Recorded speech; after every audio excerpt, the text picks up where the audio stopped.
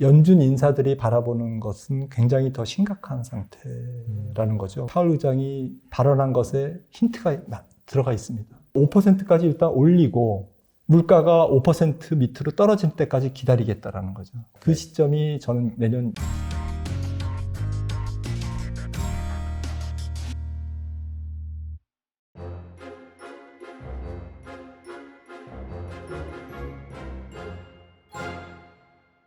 네, 김한진 박사님 모셨습니다. 안녕하세요. 네, 안녕하세요. 네, 박사님을 저희가 한 4월 달에 모셔가지고 그때 네. 이제 줌 온라인 사원을 진행을 했다가 이번에 오프라인으로 모시는데 제가 박사님 영상을 줄곧 쭉 봤는데 거의 그 흐름, 줄거리는 정확히 맞추셨어요. 네. 이 달러 인덱스가 사실 좀 많이 치솟을 거고 네. 환율이 많이 오를 거고 이에 따라서 뭐 신흥국에서 자금 이탈, 이에 따라서 우리나라 증시가 좀 하락을 할 수 있다. 그런 부분에 대해서 항상 경고를 해주셨는데 최근에 지금 그러한 현상이 발생을 했습니다. 그래서 사실 이미 이제 그런 일은 벌어지고 네. 난 거고 앞으로는 어떤 현상이 일어날지 그 부분이 좀 중요할 것 같은데 박사님께서는 제가 영상을 보니까 인플레이션은 빨리 안 잡힐 것이다. 그렇게 이제 주장을 하셨잖아요. 그래서 그 이유가 무엇인지 좀 궁금합니다. 가장 큰 것은 돈이 많이 풀렸기 때문인 것 같습니다. 전 세계 유동성이 푼 것은 세상 다시 강조할 필요가 없는데 네. 연준만 해도 코로나 직전에 연준의 자산이 거의 4조 달러였는데 지금 9조 달러니까요. GDP 대비로는 25%에서 거의 40% 가까이. 근데 미국이 그렇게 푸니까 사실 팬데믹 이후에 유럽중앙은행, 또 영국의 영란은행, BOJ, 일본은행, 전 세계가 이제 신흥국까지 다 같이 풀었잖아요. 네.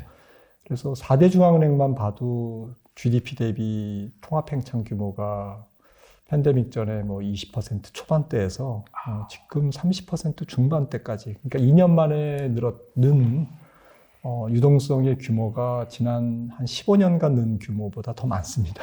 엄청 많이 늘었네요. 네, GDP 대비로도 그렇고 또 절대 규모는 말할 것도 없고요.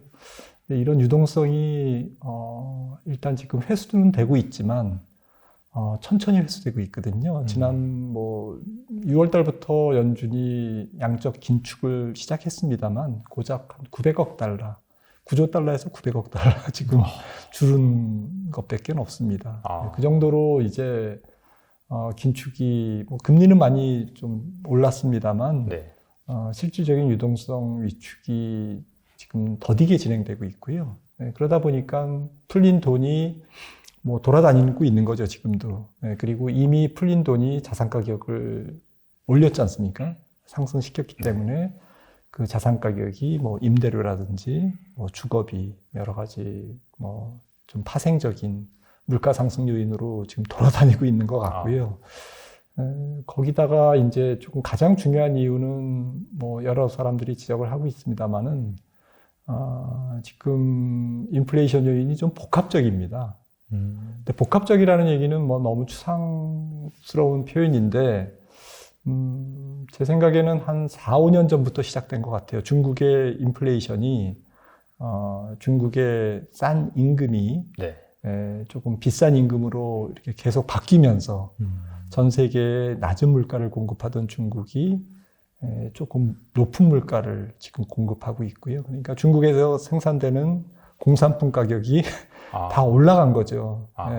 지금 한 4, 5년 전부터 올라가고 있고, 하지만 중국을 대체해서 조금 완벽하게 이런 공산품을 싸게 공급할 수 있는 지역이 아직까지는 조금 부족해요.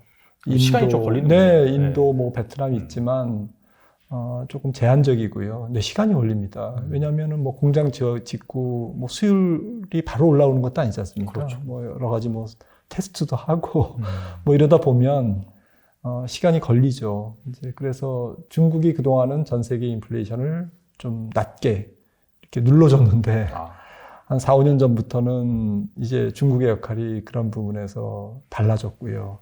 거기다가 트럼프 정부가 관세까지 때리지 않았습니까? 맞아요. 네, 대중 관세를 때리다 보니까 미국으로 수입되는 선진국이 수입하는 공산품의 가격이 더 올라갔죠. 더 올라가는 측면이 있었고, 그러다 보니까 전체적으로 좀 공급망 차질이 몇 년 전부터 시작된 것 같아요. 시작됐다가 코로나 때문에 더 꼬인 거죠. 예, 또 꼬인 거는 물론 코로나 때문이지만 몇 년 전부터 시작된 것이 지금 좀 얽히고 설켜 있다. 이렇게 볼 수가 있고요. 또 한 가지는 임금인데요. 예, 지금 미국 같은 경우에는 고용시장이 아시다시피 좀 되게 좋지 않습니까? 맞아요. 그러다 보니까 이제 임금 상승률이 잘 안 떨어집니다. 그러니까 물가가 높으니까 사람들은 월급 좀 올려달라. 뭐 이제 그러면 월급을 올려주면 기업들은 뭐 땅 파서 장사하는 거 아니잖아요. 그렇죠. 그러다 보면 제품 가격으로 또 전가시키고 이제 이런 그 나선형 인플레이션이라고 하는데 이게 지금 미국 같은 경우에는 조금 강한 것 같아요.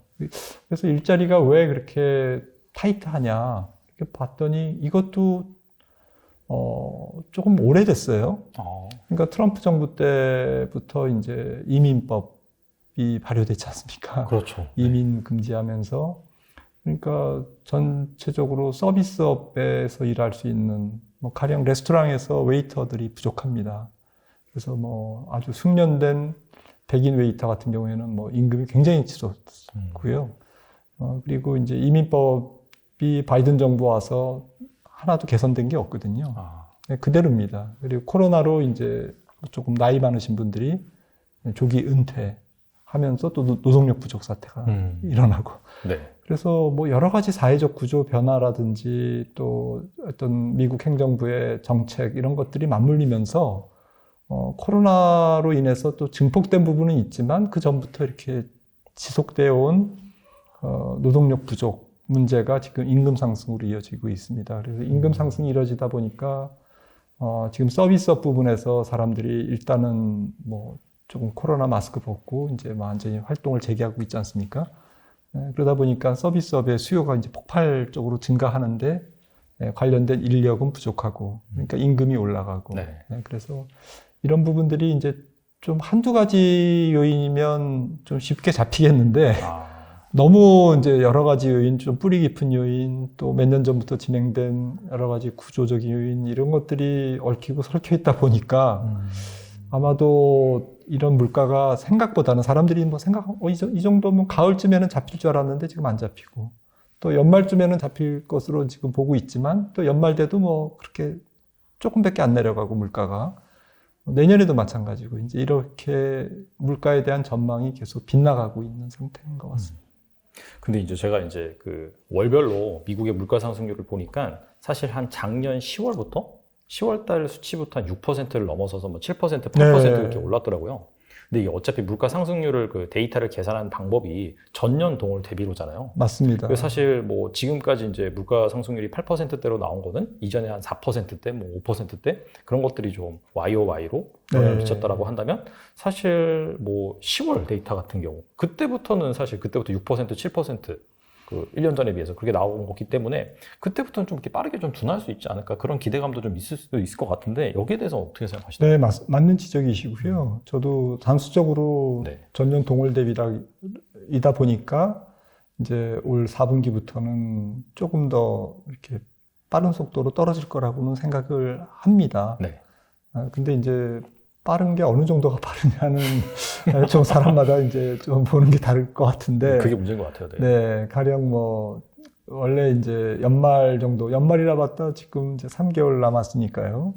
지금 12월 말에 이제 전년 동월 대비로 계산한 뭐 미국의 소비자 물가는 뭐 한 7.2나 7.3 정도 찍으면 다행이겠다. 지금 이제 그렇게 보는데 뭐 지난달 8월 물가가 8.3이었으니까 맞아요. 한 1%포인트 떨어질 거다 이렇게 보는데 지금 그 정도는 떨어질 거라고 봅니다. 이제 그게 좀 그 기저효과, 뭐 정확하게 말하면 기고효과죠. 전년이 높았기 때문에 낮게 나오는 효과가 작용되면서 그나마 한 1%포인트 이번 분기에 떨어질 가능성이 높습니다. 그렇게 보는 거고요. 근데 앞서 말씀 나눴던 이제 이런 여러 가지 좀 끈적끈적한 요인이라고 표현을 하는데 영어로 뭐 스티키한 뭐 물가 상승, 그러니까 좀 잘 안 잡히는 거죠, 뭔가. 이제 그런 부분들이 너무 광범위하고 폭넓다 보니까 지금 8월 달 같은 경우에도 지난주에 나온 근원 개인 PCE 물가, 개인 소비자 지출 물가 같은 경우에도 지금 그 지표가 지난주에 나오면서 주가를 한 단계 더 이렇게 짓눌렀거든요. 맞아요. 지난주에. 이제 PCE 물가는 상무부에서 발표하는데 소비자 물가 발표한 다음에 한 2주 후에 이제 발표하면서 별로 이제 앞서 발표된 소비자 물가가 이미 나와 있기 때문에 보통은 영향을 안 미쳤어요. 근데 이번 같은 경우에 지난주에 영향을 미친 거는 이 떨어질 것 같은 근원 PCE 물가도 안 떨어졌다는 거죠. 특히 근원이.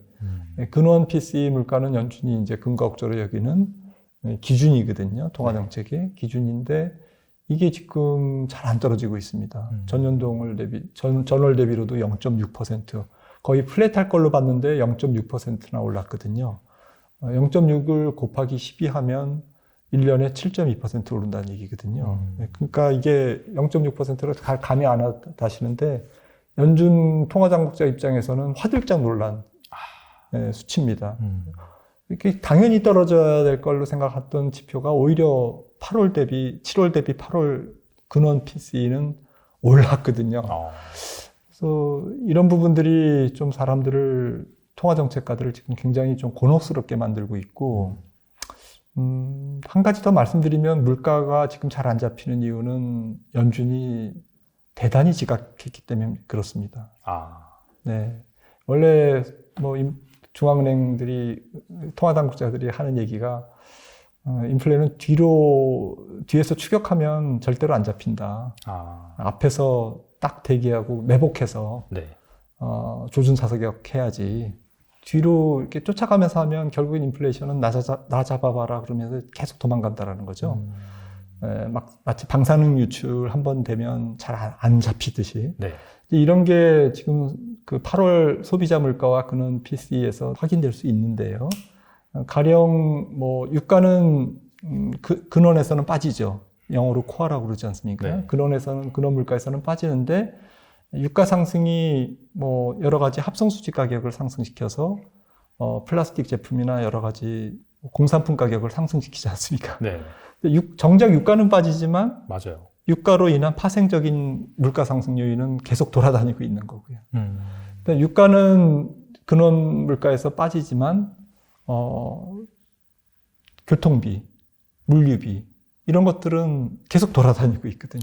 이거는 근원에 잡히거든요. 교통비는. 네네. 물류비는 제품 가격을 또 상승시키고. 그러니까 이게 간단한 문제가 아니다라는 거죠. 지금 경제 예측이 왜 틀리느냐? 인플레이션 예측을 잘못해서 틀린 겁니다. 인플레이션 예측을 잘못하다 보니까 기업들도 기업 수익이 굉장히 안 좋아지는 거고 마진도 되게 나빠지는 거고 또 급박한 통화 긴축 금리 인상으로 인해서 경제가 안 좋아지고 있기 때문에 이 모든 문제가 인플레이션을 잘못 대응한 중앙은행들 그리고 더 나아가서 더 앞서 보면 인플레이션을 야기한 과잉 유동성 살포. 그러니까 뿌리가 좀 깊죠.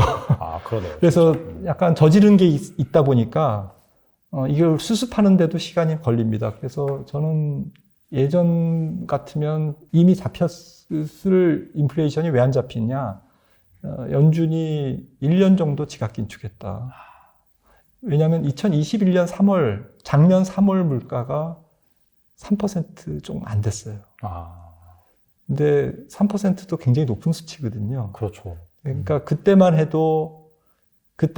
한 1년 전에만 금리를 인상시켰어도, 시작했어도 지금 좀 고생이 좀 덜 할 텐데, 무려 지난 3월 8.5%에서 시작했거든요. 네네. 8.5%에서 물가 그 금리 인상을 시작했는데 지금 8.3%지 않습니까?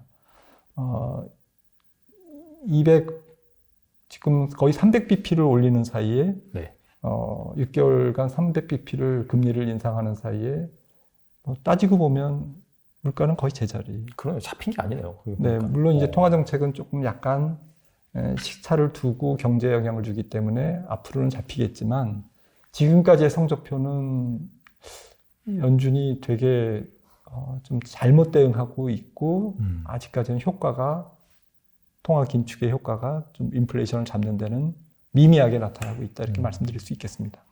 이게 문제가 그런 거잖아요. 단순히 뭐 인플레이션이 높게 나와서 뭐 문제가 된다라기보다도 사실상 연준에서 지금 너무나 이 인플레이션을 잡기 위해서 방금 말씀하신 늑장 대응 여기에 따라서 지금 뭐 0.75%포인트씩 자이언트 스텝을 3번 이상 이렇게 단행을 한다든지 맞습니다. 그러다 보니까 지금 주식시장이 버티질 못하고 네. 막 곤두박질 치고 있잖아요. 원래 사실 조금씩 원래대로 이제 올렸으면은 어느 정도 그런 충격을 감내하면서 또 기업들의 실적도 좋아지면서 계속해서 우상향할 수가 있는데 그래서 이제 최근에 FOMC 때 그 점도표가 나왔는데 올해 목표치가 한 중립금리 기준으로 4.4%, 네. 내년 같은 경우에는 한 4.6%잖아요. 네. 그래서 만약에 이게 유지된다라고 한다면 이게 사실 뭐 11월이라든지 12월 이때 이제 뭐 0.5나 0.75%씩 딱 올려서 한 4.25에서 4.5 정도 만들어 놓으면 네. 근데 어떻게 본다면은 이제 한 번 정도는 베이비 스텝이잖아요. 0.25% 올리는 거잖아요.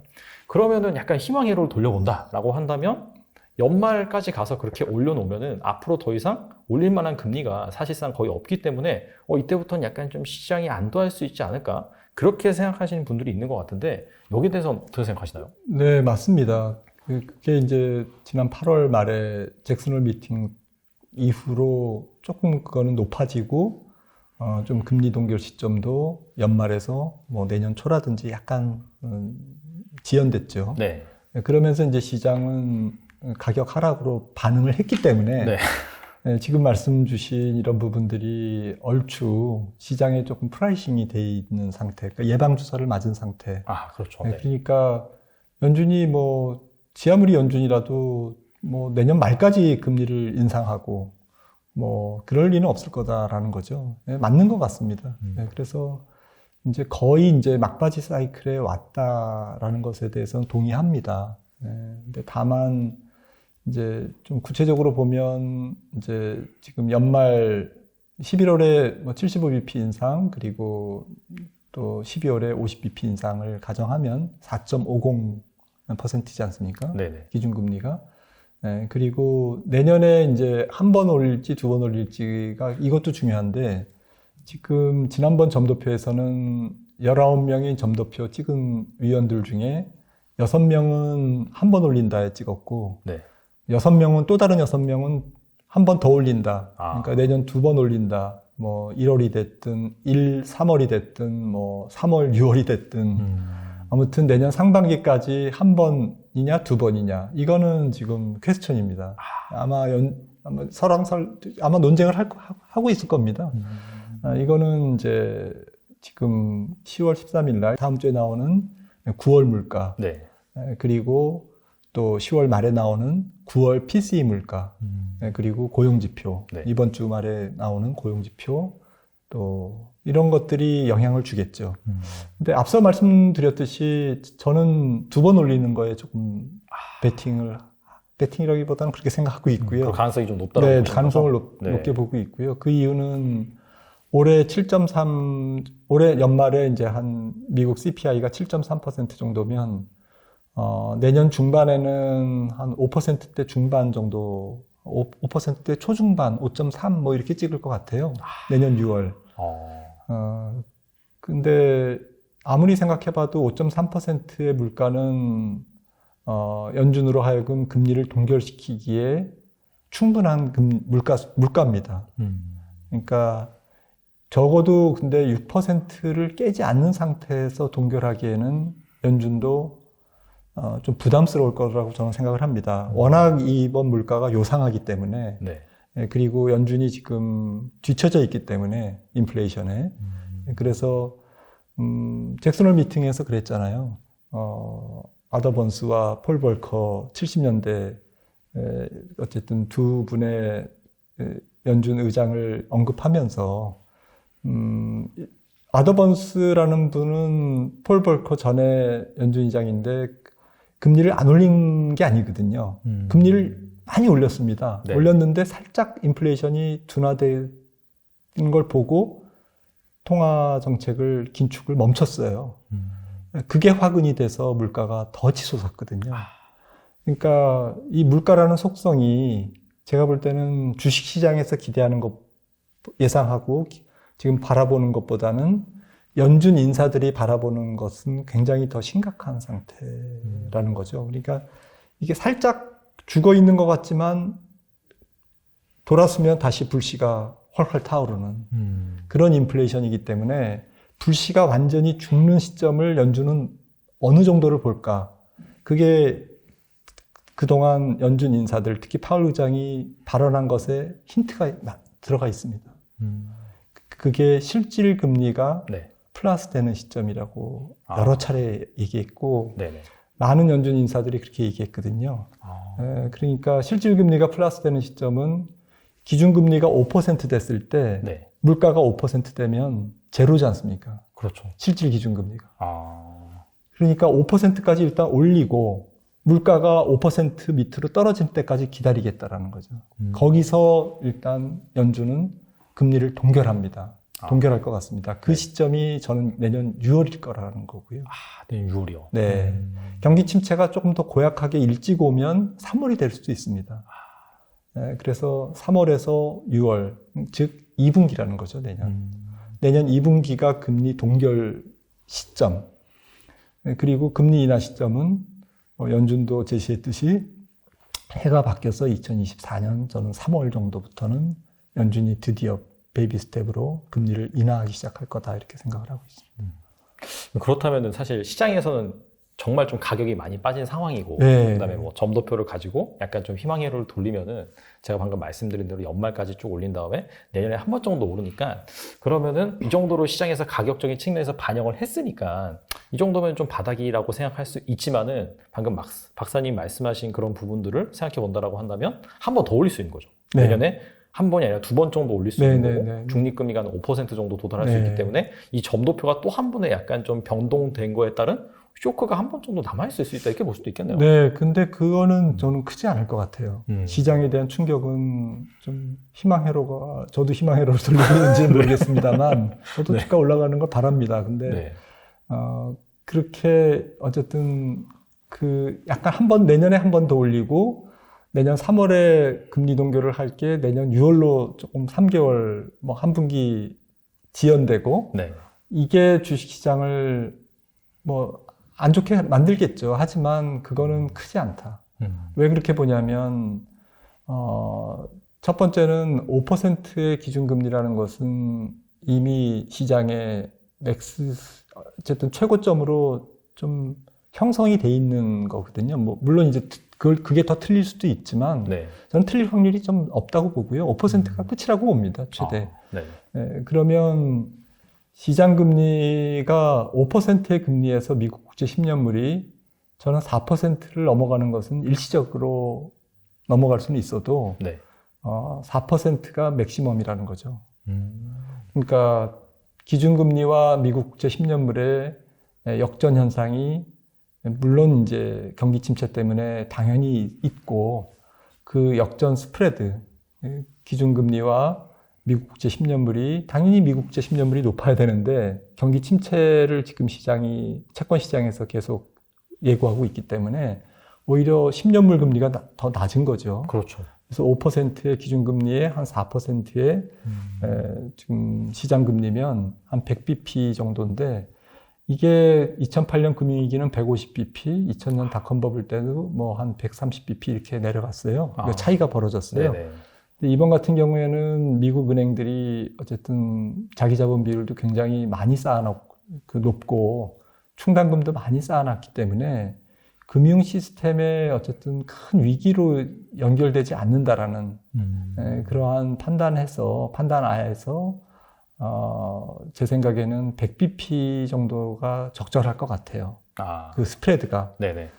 그러니까 역전은 되지만 그 역전이 그렇게 큰 폭의 역전은 아니고 한 1%포인트의 역전이면 시장금리가 4% 살짝 넘어갈 수는 있지만 그거는 일시적일 거고 또 한 가지 시장금리가 더 튀지 않을 것으로 보는 이유는 지금부터 내년 상반기까지의 경기 침체가 굉장히 빠르게 진행될 가능성이 있다는 거죠. 그래서 장기금리는 좀 장기 경제를 반영하고 있지 않습니까? 그렇죠.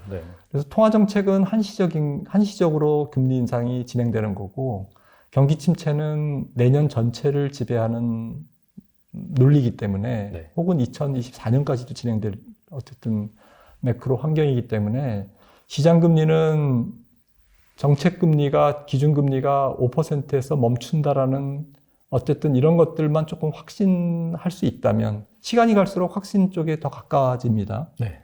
좀 더 클리어해지죠. 네. 그런 반면에 경기 침체는 훨씬 더 채권 시장에 더 많은 영향을 미치기 때문에 시장 금리가 뜰 수가 없다라는 거죠. 그래서 통화 정책 정리해서 말씀드리면 통화 정책 그리고 거기에 따른 긴축에 따른 시장 금리의 상승으로 인한 주가 상승, 주가 하락 압력은 크지 않다. 크지 않을 거다. 네. 저는 이미 예방 주사를 여러 차례 맞았고 시장은 그거를 가격에 반영하고 있다. 문제는 오히려 경기 침체에 있는 거죠. 그러니까 경기 침체와 금리에 기업 따른 실적. 그런 악재는 어느 정도 네. 소화를 했는데 그 다음으로 뭔가 실제로 경기가 침체가 되고 네. 기업들의 실적이 꺾였을 때 나오는 충격 같은 경우에는 또 이게 주식시장에 영향을 줄 수 있다. 그렇게 맞습니다. 보시면 돼요. 지금 그래서 시장의 조금 가장 키 드라이버라고 할까요? 시장의 큰 변수는 통화정책과 물가, 금리 쪽에서 경기 쪽으로 완전히 방향을 틀어가는 과정이라고 생각합니다. 그래서 4분기는 기업 실적에 따른 주가 변동 혹은 차별화 이런 것들이 굉장히 심한 분기가 될 것 같습니다.